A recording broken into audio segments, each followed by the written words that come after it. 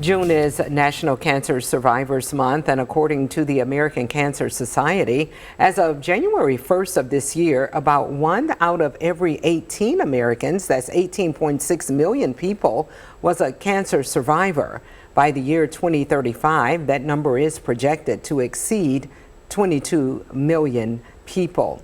The American Cancer Society, they have identified a cancer survivor as anyone who has had a cancer diagnosis, anyone who has had treatment, or anyone who has completed their cancer treatment. Joining us now, we have a cancer survivor here with us today on First at 4, Daria Ross. And Daria, thank you so much for joining us today. Thank you for having me, Dawn. Yes, so you are among the, 4 million American women who are considered, according to that definition by the American Cancer Society, to be a cancer survivor. That's correct. Yeah, tell me about your diagnosis, 2018, correct? That's right. So in 2018, I was diagnosed with stage 2, grade 3 triple negative breast cancer. And that particular subtype is very common among Black and brown women. A lot of times you hear on the news HER2 positive, HER2 negative. Those are subtypes. Triple negative is an aggressive subtype, more commonly found in Black women. And tell us about your treatment. So I went through 15 rounds of radiation or 16 rounds of chemotherapy and 30 rounds of radiation. How long did that take for you? Well, the whole process was about 2.5 years. I remember the doctors telling me, be prepared to put your life on hold for about 2.5 years. And you are happy to announce that you are 6 years cancer-free? That's right, 6 years cancer-free as of March 20th of this year. So I'm very thankful, and considering that subtype, that's quite the feat. Yeah, so did you have a family history of breast cancer? I had no family history of breast cancer. I'm actually sometimes still shocked that I was even diagnosed. My entire family was. And so you've become, since your diagnosis and treatment, you've become somewhat of a healthcare activist. You can, those are good words. I like to say more of an advocate and a voice.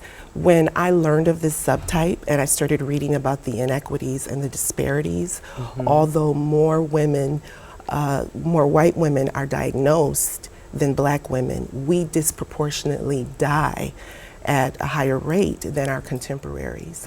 And so when I started reading up on those inequities and disparities, I wanted to know why.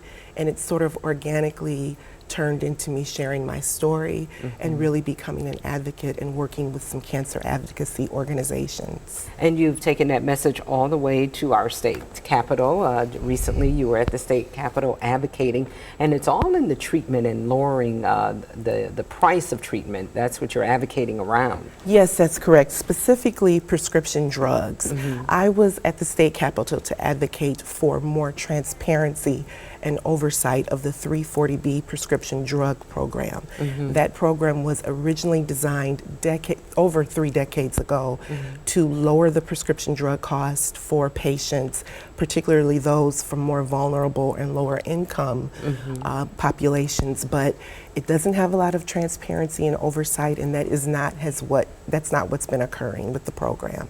Yeah, and so when you were there in Lansing, were the legislators, our state legislators, were they receptive to what you had to say? Absolutely. You know, this program is funded by a lot of the pharmaceutical companies.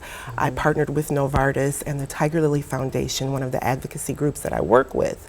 And we want that program to continue, but we want the savings to go to patients. Often patients have to choose between transportation, paying for their prescriptions, paying for treatment, or caregiving, or babysitting for their children. And people shouldn't have to make that type of choice. And this program was specifically designed to prevent that, but we don't see that that's what's happening. All of the legislators were open and they listened, and we hope we made a difference. And Daria, very lastly and quickly, I'd like to add, what advice would you like to share with women who may be on this breast cancer journey? Absolutely. I think that the number one thing you should do is get your screenings and ask questions. No question is too uneducated, or you don't have to be afraid if you don't know. You just don't know. But develop a partnership with your doctor and get those screenings, because early detection really does save lives.